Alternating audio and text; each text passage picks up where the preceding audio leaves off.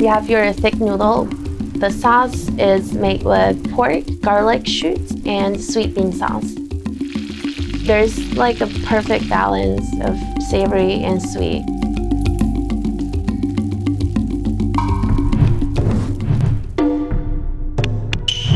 My name is Amelie. I'm the owner and founder at MáLà Project.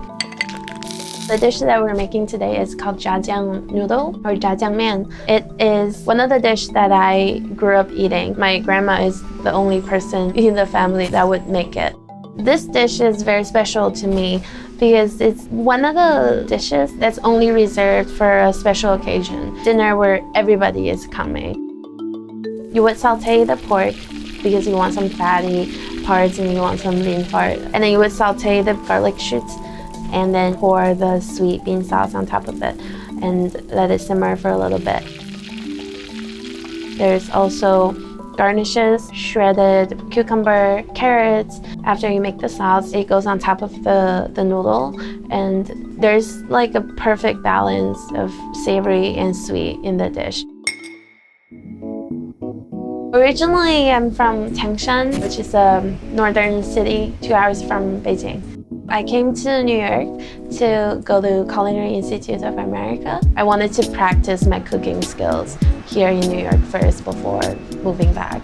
And after really living in New York City, I just fell in love with the city. When we found this space, it had the original brick walls and brick floors. To me, that was kind of perfect. It's kind of like old pingfang, like country house. I grew up in one of these houses. It's designed to bring you back to your childhood. We specialize in something called MáLà dry pot. It's kind of like hot pot where you pick all of the ingredients, but instead of cooking it in front of you, everything is already prepared in the kitchen with 24 different spices, so there's a lot of flavor to it.